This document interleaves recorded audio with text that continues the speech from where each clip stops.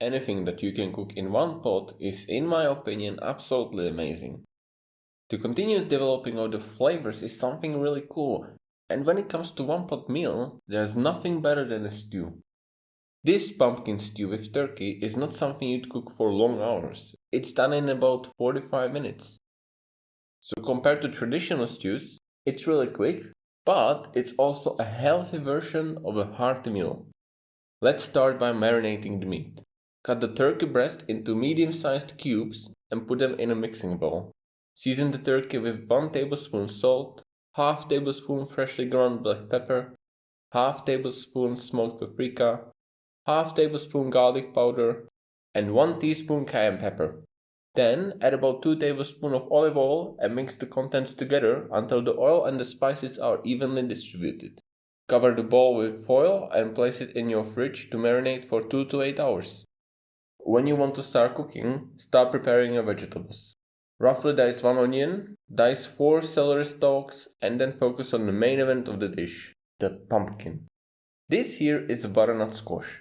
You need to peel it and then cut it open. It has seeds in the lower half of its body, so you just need to scoop them out with a spoon, just like a regular pumpkin.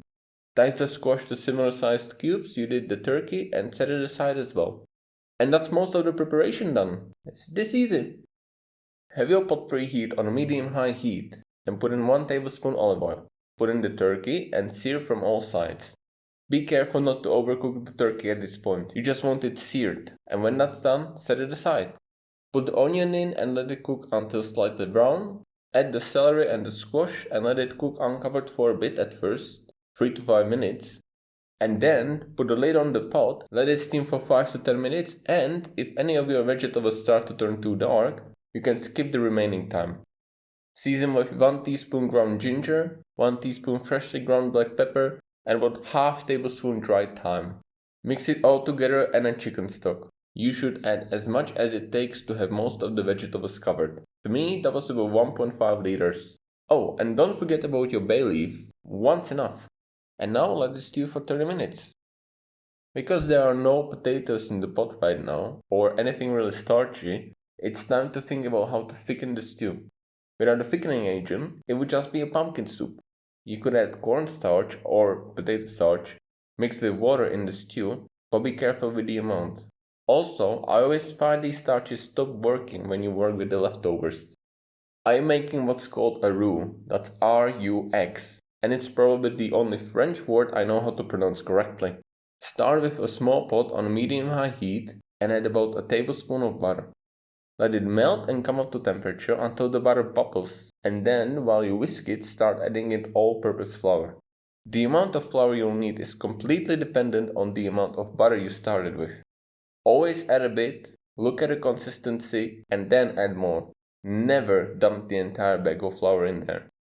When your roux looks something like this, although I could have added more flour, have it cook for a while. The longer you keep your roux on the stove, the darker it turns. You can take it off after a minute or two, but I decided to have mine turn brown. The color of the roux affects the color of the meal you use it in. When you make your roux, be sure to mix it as much as possible because it likes to burn on the bottom if you leave it unattended. 15 minutes into the stewing process, add the turkey breast from earlier.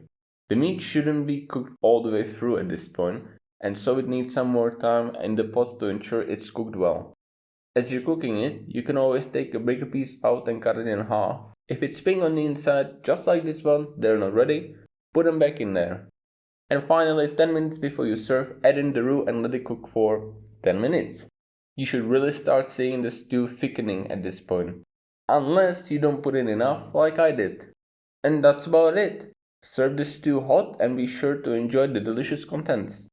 Stews really are meals that were designed to keep you warm during the colder months of the year. I love beef stews with potatoes, carrots, celery. It's so delicious. Full of that beefy flavor, but this one is a much healthier alternative, and that's something I just love about it. Thank you for watching this turkey stew recipe. Be sure to subscribe to the channel for more home-friendly recipes. What are your favorite stews? Let me know in the comment section. I'm looking forward to seeing you again.